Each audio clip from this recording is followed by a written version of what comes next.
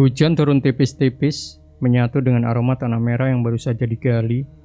Sony masih bergeming, lututnya tertanam di lumpur, tepat di depan nisan kayu yang masih basah. Di sana tertulis nama yang menghancurkan seluruh dunianya, Frida binti Ahmad. Semua pelayat sudah pulang, tinggal Sony sendiri di tengah pemakaman yang mulai ditelan rembang petang. Ia tidak peduli pada kemeja hitamnya yang kini kotor atau dingin yang mulai menusuk tulang. Pikirannya melayang pada kecelakaan maut itu. Lampu truk yang menyilaukan, suara decit rem, dan genggaman tangan Frida yang mendadak lemas selamanya. "Kamu janji gak akan ninggalin aku, Frid?" Bisik Sony parau. Suaranya hilang ditelan angin. "Kamu bohong." Ia mulai menggali tanah itu dengan tangan kosong. Tidak dalam, hanya sekadar ingin menyentuh papan nisan lebih dekat. Isaknya berubah menjadi geraman frustasi. Sony tidak butuh simpati Tuhan, ia hanya butuh Frida kembali. Tepat saat azan maghrib sayup-sayup terdengar dari kejauhan, suasana pemakaman mendadak berubah. Burung-burung gagak yang tadinya hinggap di pohon kamboja terbang serentak, seolah menjauh dari sesuatu yang baru saja datang. Srek, srek. Sony terhenti. Ia menempelkan telinganya ke atas tanah makam Frida yang masih empuk. Jantungnya berdegup kencang, antara takut dan harapan yang gila. Sony. Sebuah bisikan sangat halus, seperti gesekan daun kering, namun jelas terdengar dari bawah lapisan tanah merah itu. Sony terbelalak. Ia menggali lebih cepat. Kuku-kukunya mulai berdarah terkena kerikil tajam. Sony, tolong. Gelap. Itu suara Frida. Benar-benar suaranya. Ada nada tersiksa, ketakutan yang amat sangat, dan kedinginan yang luar biasa dalam suara itu. Sony menangis sejadi-jadinya. Ia tidak berpikir bahwa ini adalah tipuan iblis atau sekadar halusinasinya yang hancur. Bagi Sony, ini adalah sebuah keajaiban. "Frida, aku di sini. Aku akan keluarin kamu," teriak Sony histeris. Namun, saat ia mencoba menggali lebih dalam, sebuah tangan tua yang keriput dan keras seperti batang pohon mencengkram bahunya dari belakang. Sony terjatuh ke samping, mendapati seorang kakek berbaju kumal dengan mata yang salah satunya sudah memutih. "Jangan digali, Cah Bagus," ucap kakek itu dengan suara berat. "Yang di bawah sana sudah bukan milikmu lagi. Jika kau paksa dia naik, kau tidak hanya membawa cintamu, tapi kau membawa seluruh neraka bersamanya." Kakek itu menunjuk ke arah hutan di lereng gunung yang selalu tertutup kabut. "Pergilah ke lembah sunyi jika kau memang sudah kehilangan akal. Cari pohon yang kulitnya seputih tulang. Di sana, kau bisa membuat perjanjian. Tapi ingat, setiap kata yang diucapkan orang mati, harganya adalah satu nyawa yang hidup." Sony terdiam. Ia menatap makam Frida, lalu menatap hutan kabut itu. Logikanya sudah mati bersama Frida. Tanpa menjawab, Sony berdiri dan melangkah meninggalkan pemakaman menuju arah yang ditunjuk sang kakek. Ia tidak sadar, di lubang galian tangannya tadi, seuntai akar putih mulai mencuat dari dalam tanah, bergerak perlahan seperti cacing yang lapar. Di perjalanan menuju lereng gunung itu memakan waktu berjam-jam. Semakin tinggi Sony mendaki, kabut semakin tebal, menelan cahaya bulan hingga yang tersisa hanya keremangan yang menyesakan. Udara tidak lagi dingin seperti pegunungan pada umumnya. Udara di sini terasa lembab dan berbau seperti kayu yang membusuk. Sony akhirnya melihat deretan atap rumah yang berjajar di lembah. Desa Lembah Sunyi, nama itu benar-benar menggambarkan suasananya. Tidak ada gonggongan anjing, tidak ada suara jangkrik, bahkan angin seolah enggan berhembus di sini. Saat Sony memasuki gerbang desa yang terbuat dari kayu jati tua yang sudah menghitam, ia merasa puluhan pasang mata mengawasinya dari balik jendela rumah yang gelap. Ia berhenti di tengah jalan setapak yang sempit. Di sana, seorang wanita tua sedang menyapu halaman dengan sapu lidi yang sudah gundul. Sony mendekat. mencoba bersikap sopan meski dadanya bergemuruh. "Permisi, Nek. Saya mencari jalan menuju hutan di atas sana. Saya sedang mencari tempat yang disebut pohon bermanyan," tanya Sony. Wanita tua itu berhenti menyapu. Ia mendongak perlahan. Sony tersentak. Wajah wanita itu begitu keriput hingga menyerupai guratan pada kulit pohon, dan matanya hanya berupa titik kecil di tengah kelopak yang layu. Ia tidak menjawab, melainkan hanya menunjuk ke arah pusat desa. Sony melanjutkan langkahnya dan menyadari satu hal yang membuat bulu kuduknya berdiri. Desa ini tidak memiliki masa depan. Di setiap rumah yang ia lewati, ia hanya melihat orang-orang lanjut usia. Ada yang duduk diam di teras, ada yang membelakangi jalan sambil menggumamkan sesuatu. Tidak ada satupun anak kecil yang bermain. Tidak ada jemuran baju bayi. Bahkan tidak ada suara tangis bayi dari dalam rumah manapun. Seolah-olah waktu di desa ini telah berhenti puluhan tahun yang lalu. "Jangan mencari yang tidak ada, Nak." Sebuah suara mengejutkannya dari balik bayang-bayang pohon beringin besar. Seorang pria parubaya dengan pakaian serba hitam, Mbah Suro. Mbah Suro berdiri di sana. Ia memegang sebuah tongkat kayu dengan ujung yang diikat kain kuning kusam. "Aku mencari Frida," jawab Sony lantang, mencoba menutupi rasa takutnya. "Aku diberitahu, aku bisa menemukannya di sini." Mbah Suro terkekeh. Suara tawanya kering seperti ranting yang patah. "Frida sudah dijemput maut. Di sini, kami hanya punya bermanyan. Dia adalah pemberi kesempatan kedua, tapi dia sangat lapar. Kau membawa apa untuknya?" Sony merogoh tasnya dan mengeluarkan syal biru milik Frida yang masih ternoda sedikit tanah makam. "Aku punya ini, dan aku punya nyawaku sendiri." Mbah Suro menatap syal itu, lalu menatap Sony dengan iba. "Nyawa adalah mata uang yang terlalu murah di desa ini, Cah Bagus. Ikutlah denganku. Kau harus menginap semalam di rumah nenekmu sebelum ritual dimulai. Bermanyan ingin tahu, apakah kau benar-benar tulus, atau hanya pengecut yang tidak sanggup kehilangan." Mbah Suro membimbing Sony menuju sebuah rumah panggung tua di ujung desa. Saat melewati sebuah sumur tua, Sony sempat melirik ke dalam. Di dasarnya ia tidak melihat air, melainkan tumpukan mainan anak-anak yang sudah lapuk dan berlumut. Seolah-olah semua simbol kehidupan masa kecil di desa itu telah dibuang ke dalam lubang kegelapan. Mbah Suro meninggalkan Sony di depan pintu rumah panggung yang berderit. Cahaya bulan yang masuk lewat sela-sela dinding kayu menciptakan bayangan panjang yang menyerupai jemari kurus. Rumah ini adalah milik mendiang nenek Sony, tempat yang seharusnya terasa akrab, namun kini terasa asing dan dingin.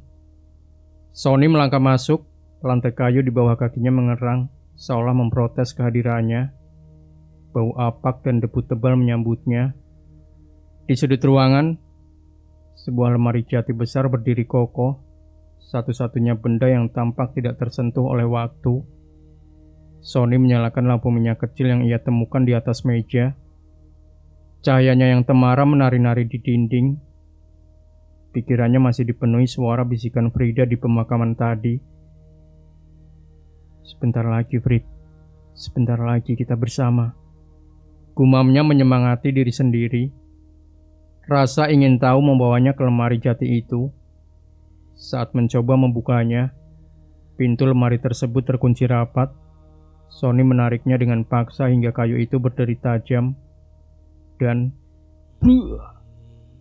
pintu itu terbuka, menyingkap tumpukan kain tua yang sudah termakan ngengat. Di dasar lemari tersembunyi di bawah lipatan kain kafan yang belum sempat digunakan. Sony menemukan sebuah buku catatan kecil dengan sampul kulit yang sudah mengeras. Di halaman pertamanya, terdapat tulisan tangan neneknya yang gemetar namun tegas.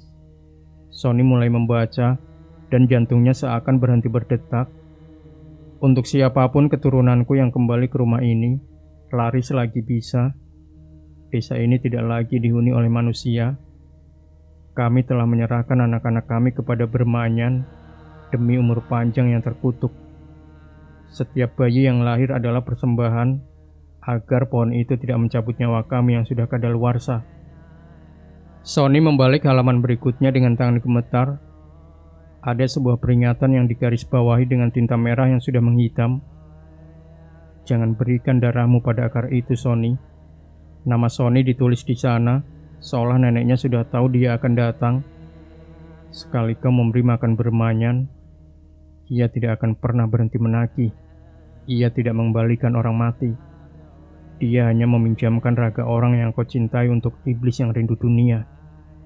Jika kau mendengar suara Frida, itu bukan dia. Itu adalah lapar yang menyamar sebagai cinta. Sony terduduk lemas. Jadi itu alasannya. Itulah sebabnya tidak ada suara tawa anak-anak di desa ini. Penduduk desa ini adalah pemuja pohon yang menukar darah daging mereka sendiri demi keabadian yang busuk. Tok tok tok. Suara ketukan di jendela membuat Sony melonjak. Ia menoleh perlahan. Di balik kaca jendela yang kusam oleh debu, ia melihat siluet wajah seorang wanita. Bukan wajah keriput penduduk desa, melainkan wajah yang sangat ia kenali. Sony, aku kedinginan di luar. Bisik suara itu dari balik kaca. Itu suara Frida. Tapi saat Sony melihat lebih dekat, ia menyadari sesuatu yang mengerikan. Wanita di balik jendela itu tidak berdiri di atas tanah. Tubuhnya seolah tergantung, dan di lehernya ada akar putih tipis yang melilit, menjuntai ke atas menuju kegelapan hutan di belakang rumah. Sony menggenggam buku catatan neneknya erat-erat. Logikanya berteriak untuk lari, tapi hatinya yang hancur justru menuntun tangannya menuju kerindel pintu. Peringatan neneknya kalah oleh kerinduan yang membutakan. Sony membuka pintu, namun sosok di balik jendela tadi sudah menghilang, menyisakan jejak bau tanah basah yang pekat. Di kejauhan di puncak bukit yang tertutup kabut, ia melihat Mbah Suro berdiri diam sambil memegang obor yang apinya berwarna hijau kebiruan. Tanpa kata Sony melangkah mengikuti cahaya itu. Ia telah mengabaikan peringatan neneknya.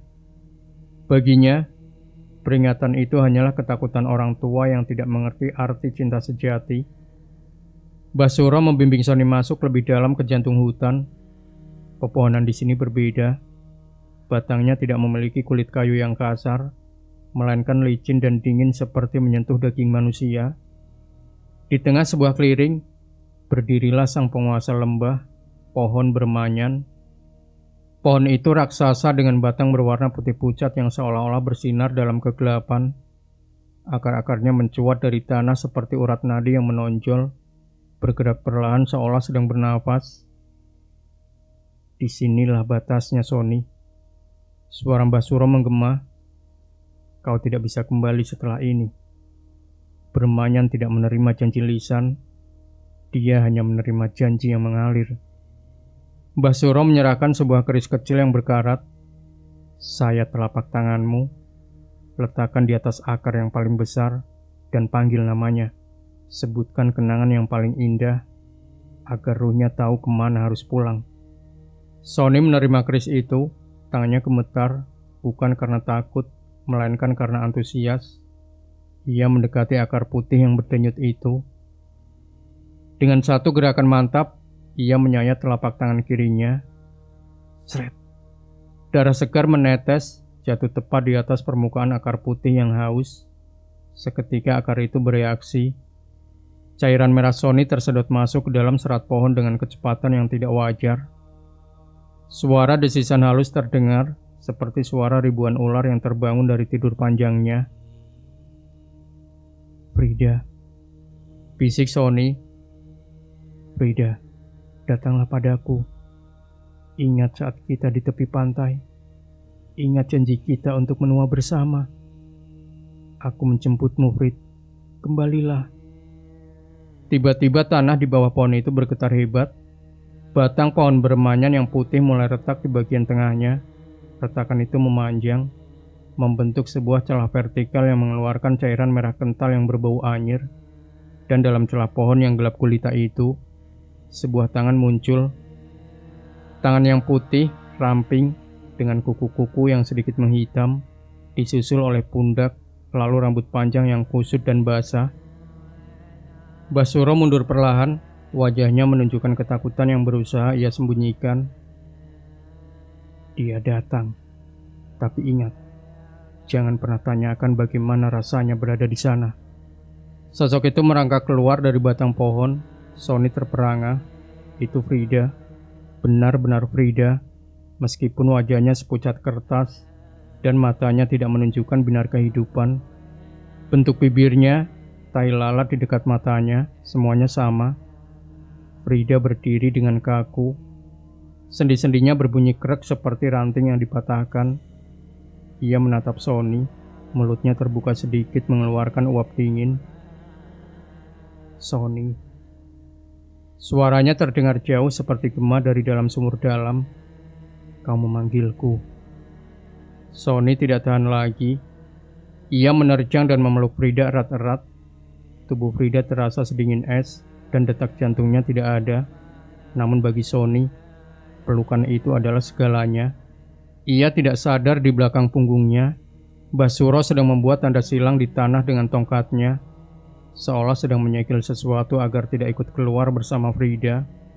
Dan di dahan pohon bermanyan yang tinggi, puluhan pasang mata merah mulai terbuka, mengawasi mangsa baru mereka. Sony membawa Frida kembali ke rumah panggung milik neneknya. Sepanjang jalan, tangan Frida yang digenggamnya terasa kaku, seperti menggenggam sepotong daging beku. Penduduk desa yang tadinya hanya mengintip, kini berdiri di depan pintu rumah masing-masing, menunduk dalam diam saat mereka lewat. Sebuah penghormatan terakhir bagi mereka yang baru saja menyerahkan jiwanya pada hutan. Di dalam rumah, Sony mendudukkan Frida di kursi kayu ruang tamu. Cahaya lampu minyak memantul di mata Frida yang kini terlihat datar, tanpa pupil yang bereaksi terhadap cahaya. Kamu istirahat ya, Frid. Aku buatin teh hangat, kata Sony dengan suara gemetar, namun bahagia bercampur ngeri. Frida tidak menjawab, ia hanya duduk diam, menatap lurus ke arah dinding kosong. Namun, saat Sony berada di dapur, ia mendengar suara-suara aneh dari ruang tamu. Suara keratak-keratak seperti tulang yang dipaksa bergeser. Sony mengintip dari balik tirai dapur. Ia melihat Frida sedang mencoba menggerakkan lehernya. Leher itu berputar hampir 180 derajat, melampaui batas manusia normal, hanya untuk melihat bayangannya sendiri di dinding. Frida, panggil Sony pelan. Frida menoleh seketika, gerakannya patah-patah. Sebuah senyuman perlahan muncul di wajah pucatnya, senyum yang terlalu lebar hingga sudut bibirnya seolah hampir merobek kulit pipinya. Sony, aku pulang, bisiknya, tapi aku sangat lapar. Sony segera menyodorkan teh dan sepiring biskuit, namun Frida sama sekali tidak menyentuhnya. Ia justru menatap ke arah seekor cicak yang merayap di dinding. Dalam sekejap mata, gerakan yang begitu cepat hingga Sony tidak bisa melihatnya, Frida sudah berdiri di depan dinding tersebut. Tangannya mencengkram cicak itu, lalu tanpa ragu, ia memasukkannya ke dalam mulut. Suara kunyahan tulang kecil yang hancur terdengar jelas di keheningan malam. Frida, apa yang kamu lakukan? Sony berteriak mundur selangkah. Frida berbalik. Cairan hitam kental menetes dari sudut bibirnya. Matanya yang tadinya kosong, kini mulai memancarkan cahaya redup berwarna merah, mirip dengan mata makhluk-makhluk yang mengawasi mereka di pohon bermanyan tadi. Kenapa, Sony? Bukankah ini yang kamu mau?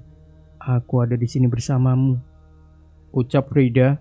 Suaranya kini tidak lagi lembut, melainkan berlapis-lapis, seolah ada ribuan suara lain yang berbicara bersamaan lewat tenggorokannya. Ia mendekati Sony. Bau tanah kuburan yang tadinya samar, kini meledak memenuhi ruangan, bercampur dengan bau bangkai yang busuk. Frida mengendus leher Sony. Lidahnya yang panjang dan berwarna keunguan menjilat bekas sayatan di tangan Sony yang masih dibalut kain. Darahmu manis, desis Frida. Bermanyan suka, bermanyan ingin lebih. Malam itu, Sony menyadari kesalahan fatalnya. Ia tidak membawa pulang Frida. Ia membawa pulang sebuah lubang yang tidak akan pernah kenyang. Sebuah entitas yang hanya menggunakan wajah Frida sebagai umpan untuk memancing Sony masuk ke dalam penderitaan yang lebih dalam. Sony terjaga sepanjang malam, duduk di pojok ruangan dengan botol minyak tanah di tangan. Satu-satunya senjata yang terpikirkan olehnya. Di seberang ruangan, Frida hanya berdiri diam menghadap tembok. Sesekali mengeluarkan suara dengkingan kecil yang terdengar seperti gesekan kayu. Fajar menyingsing, namun matahari di desa lembah sunyi seolah enggan menampakkan dirinya. Langit tetap berwarna abu-abu pekat. Sony mencoba memberanikan diri mendekati Frida yang kini tampak lebih kurus dari semalam. Kulitnya mulai tampak transparan, memperlihatkan urat-urat berwarna hitam yang berdenyut di bawah permukaan. "Frid, kita harus pergi dari desa ini sekarang," ajak Sony dengan suara parau. Frida tidak menjawab, ia justru menunjuk ke arah luar jendela. Sony melihat ke bawah, ke arah jalan desa. Di sana, kerumunan penduduk desa sudah berkumpul. Mereka membawa cangkul, sabit, dan kayu yang ujungnya diruncingkan. Wajah mereka yang keriput tidak lagi menunjukkan keterdiaman, melainkan kemarahan yang luar biasa. "Sony, keluar kau!" teriakan Basuro menggema dari bawah rumah panggung. Sony membuka jendela sedikit. "Apa mau kalian? Aku sudah melakukan ritualnya. Aku sudah membayar dengan darahku."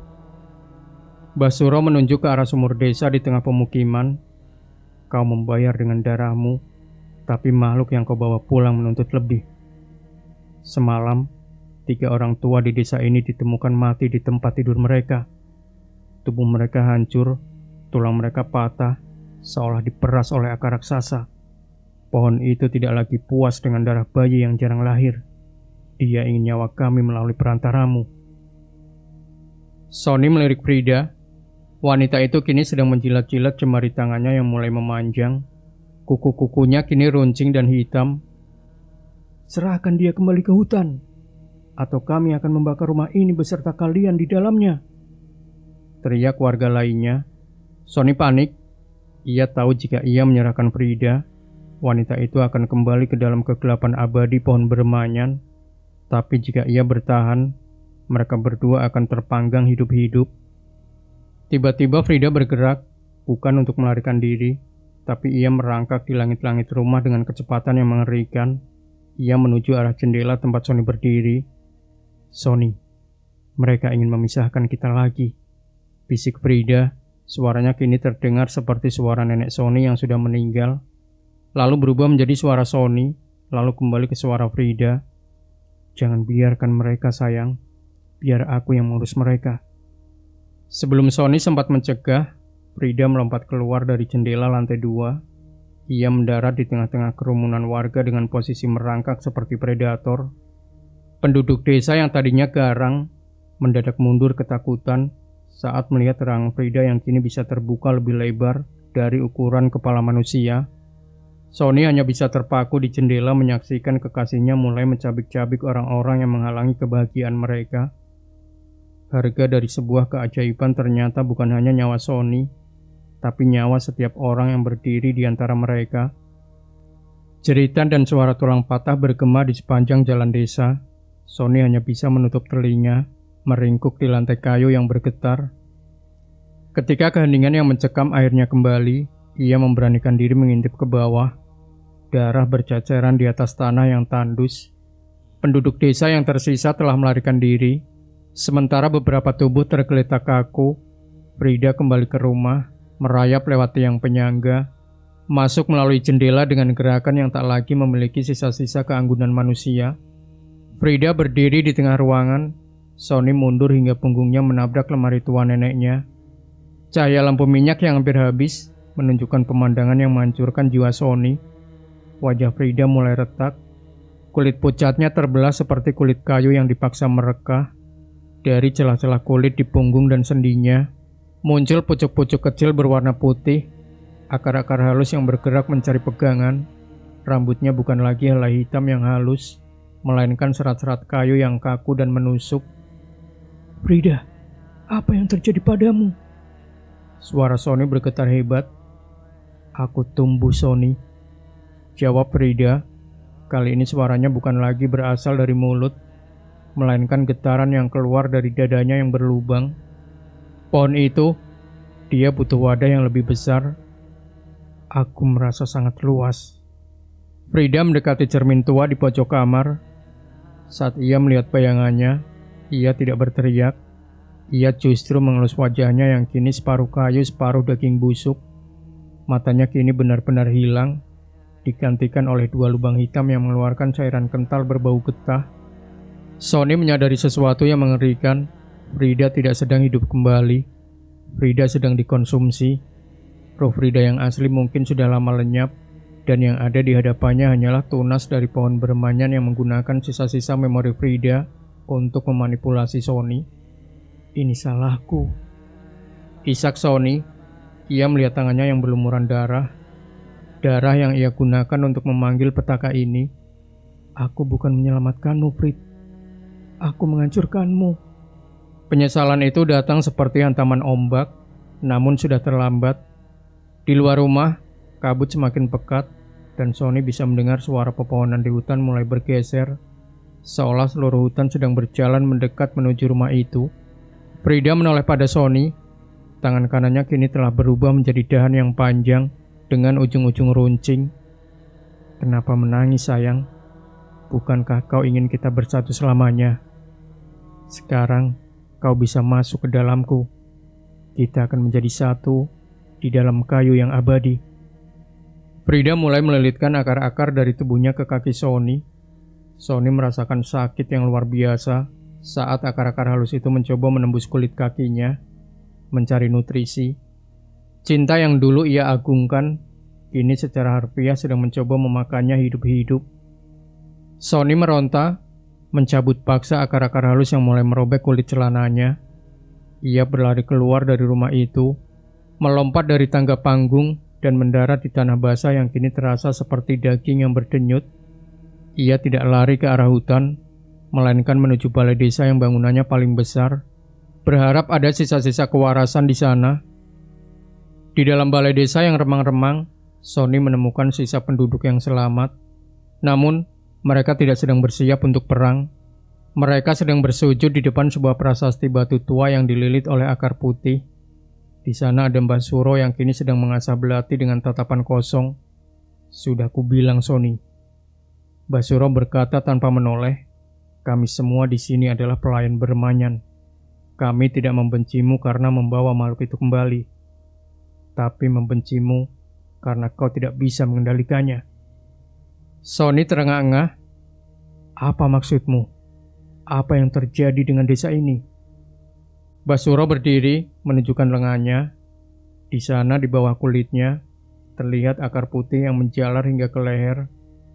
Ratusan tahun lalu, leluhur kami membuat sumpah darah. Kami menukar kematian dengan pelayanan.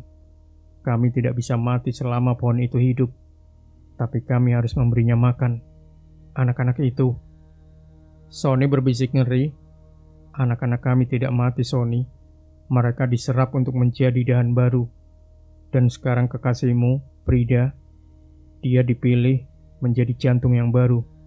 Pohon induk yang di hutan sedang sekarat, dan ia membutuhkan raga segar untuk berpindah tempat. Kau bukan membawa Frida pulang, kau membawa benih kehancuran dunia ke rumahmu sendiri.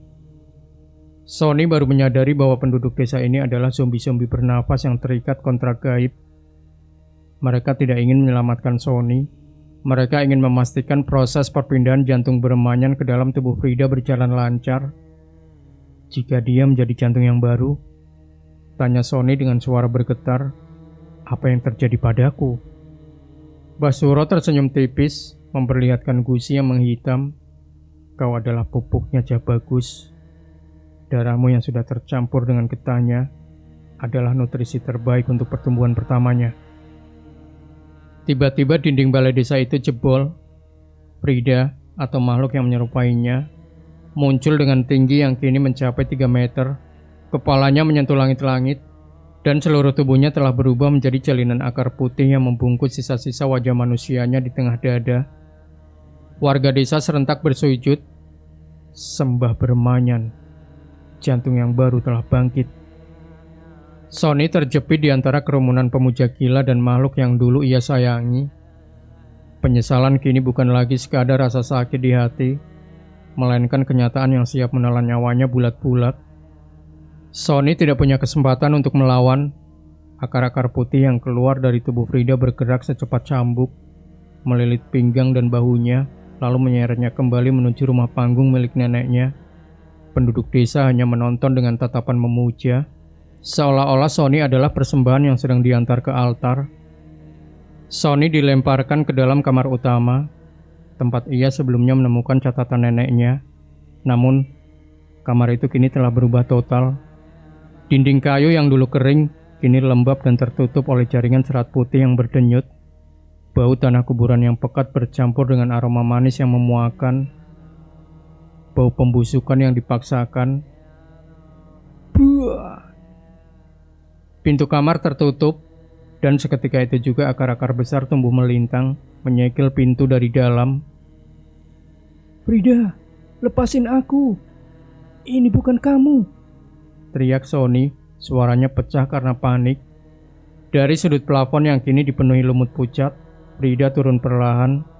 Wujudnya sudah hampir tidak bisa dikenali sebagai manusia. Kakinya telah menyatu menjadi pangkal batang yang kuat, melekat pada lantai rumah.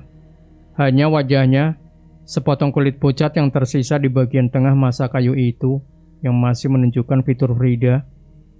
Sony, di sini hangat. Bisik suara itu kini terdengar seperti ribuan serangga yang berdesis. Jangan takut, aku hanya ingin kita berbagi satu aliran nadi. Sony mencoba mundur, tapi lantai di bawahnya terasa empuk dan lengket. Saat ia menunduk, ia melihat akar-akar halus mulai menjalar dari lantai, menembus kulit sepatunya, dan mulai menggigit pergelangan kakinya. Rasanya panas, seperti disengat ribuan jarum. Enggak, Frid. Kamu harus lawan. Sony merogoh sakunya mencari korek api yang tersisa, namun Frida lebih cepat. Salah satu dahannya yang runcing memukul tangan Sony hingga korek itu terpental ke sudut ruangan yang gelap. Kenapa menolak, sayang? Dulu kau bilang kau tak bisa hidup tanpaku, ucap makhluk itu. Wajah Frida di dada makhluk itu mulai menangis, tapi yang keluar dari matanya bukan air mata, melainkan getah kental berwarna hitam. Sekarang, aku akan memastikan kau benar-benar tak akan bisa pergi dariku selamanya. Akar-akar di dalam kamar itu mulai tumbuh semakin lebat, menutupi jendela, menutup setiap celah udara. Kamar itu berubah menjadi rahim kayu yang mencekam. Sony menyadari bahwa Frida tidak hanya ingin membunuhnya. Makhluk ini ingin menjadikan Sony bagian dari struktur tubuhnya, sebagai bagian dari pohon yang akan terus hidup selama ratusan tahun ke depan di lembah sunyi. Di tengah keputusasaan itu, tangan Sony meraba sesuatu di bawah tumpukan akar di pojok kamar. Itu adalah buku catatan neneknya yang tadi terjatuh. Saat ia membukanya secara acak di bawah cahaya remang yang tersisa, ia melihat sebuah sketsa kasar tentang jantung pohon. Bermanyan hanya punya satu titik lemah. Tulis neneknya di halaman terakhir yang hampir robek, di mana darah pertama diteteskan. Di sanalah inti nyawanya berada. Bakar intinya, maka seluruh jaringannya akan luruh. Sony menatap telapak tangannya yang terluka. Darah pertamanya ada di akar putih di bawah pohon induk. Tapi makhluk di depannya ini adalah tunas baru. Intinya pasti ada di dalam dada Frida. Akar-akar itu kini telah melilit hingga ke dada Sony, meremas tulang rusuknya hingga ia sulit bernafas. Setiap kali Sony mencoba bergerak, duri-duri halus dari serat kayu itu menusuk lebih dalam, menghisap sisa-sisa kekuatannya. Sedikit lagi, Sony. Sedikit lagi, kita akan kekal. Bisik suara Frida yang kini terdengar seperti suara dari bawah tanah. Tiba-tiba suara ledakan kecil terdengar dari arah pintu yang tersegel. Api berwarna jingga kemerahan merembes masuk melalui celah-celah akar putih yang menutupi pintu. Bau minyak tanah yang menyengat memenuhi kamar yang pengap itu. Cukup, Bermanyan, cukup. Teriakan Parung Basuro terdengar dari balik kobaran api. Basuro mendobrak masuk dengan pakaian yang separuh terbakar. Di tangannya, ia memegang sebuah obor besar dan selembar kain kafan tua yang telah dibasahi minyak suci. Wajahnya yang tadinya dingin, kini dipenuhi peluh dan penyesalan. Bah, tolong. Teriak Sony tersedak. Frida, atau makhluk kayu itu menjerit nyaring. Sebuah suara yang sanggup memecahkan kaca jendela. Ia mengayunkan dahan tajamnya ke arah Basuro. Namun sang dukun tua itu lebih cepat.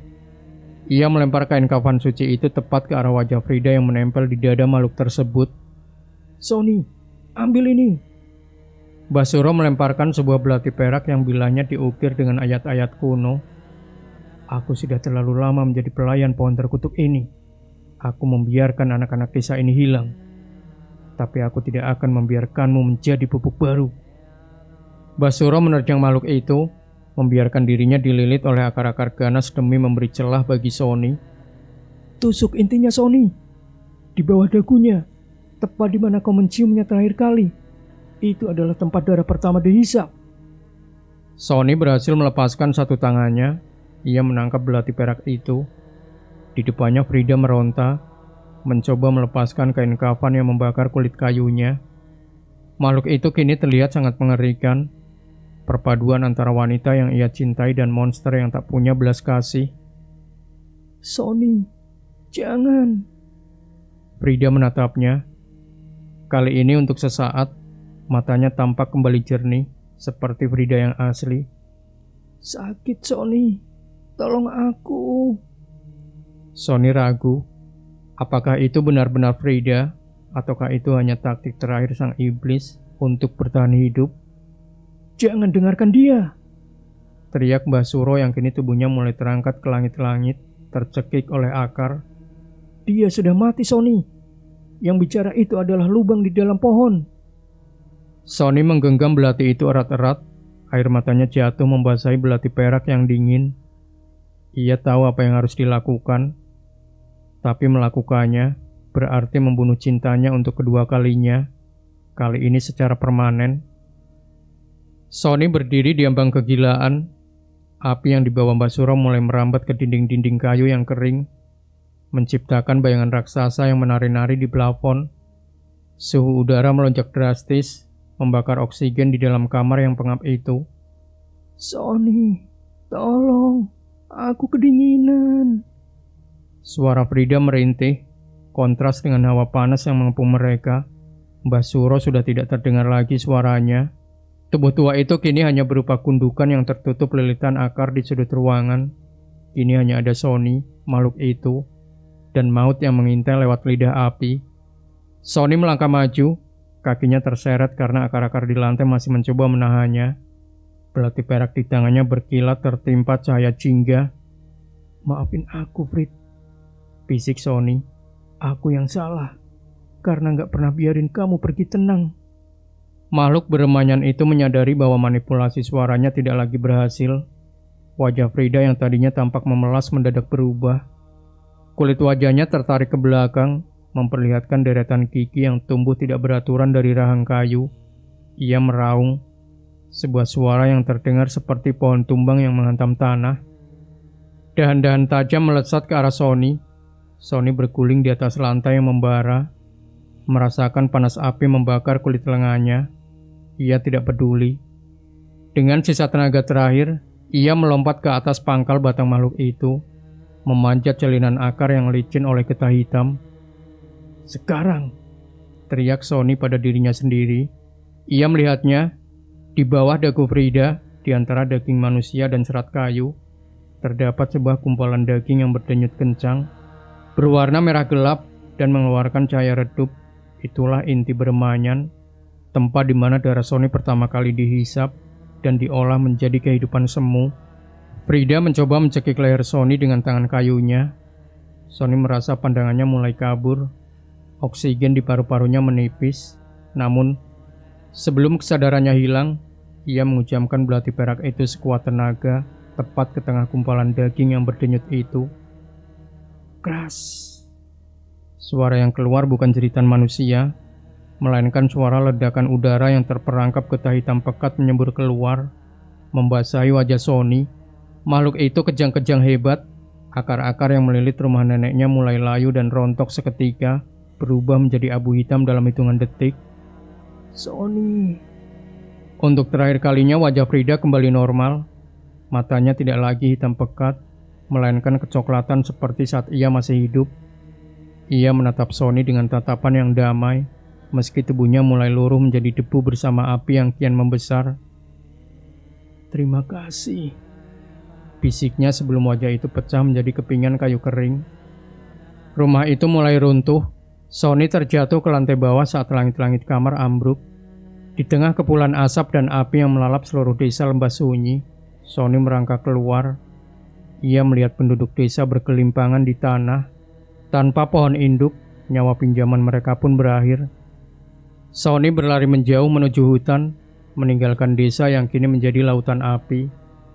Namun, saat ia menoleh ke belakang untuk terakhir kalinya, ia melihat sebuah pemandangan yang membekukan darahnya.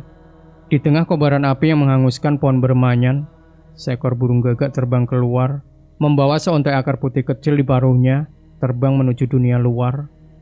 Sony berjalan gontai menembus kabut yang mulai menipis. Di belakangnya langit berwarna jingga kesumat, bukan karena matahari terbit, melainkan karena desa lembah sunyi telah menjadi abu. Bau daging terbakar dan kayu hangus mengikuti langkahnya seperti bayangan yang enggan lepas. Sony kembali ke peradaban dengan rupa yang tak lagi sama. Pakaiannya compang-camping, kulitnya dipenuhi luka bekas bakar, dan tatapan matanya kosong, seolah sebagian jiwanya tertinggal di dalam batang pohon yang terbakar itu. Ia kembali ke makam Frida. Tanah merah yang dulu ia gali dengan tangan kosong, kini sudah tertutup rapi kembali. Namun nisan kayunya telah retak menjadi dua. Sony duduk di samping pusara itu. Ia tidak lagi menangis. Ia tahu sekarang bahwa kematian bukanlah musuh yang harus dilawan, melainkan kepastian yang harus dihormati. Aku sudah lepaskan kamu, Frid, bisiknya parau. Benar-benar lepaskan kamu. Sony mencoba menyulut sebatang rokok, namun tangannya gemetar. Saat itulah ia menyadari sesuatu.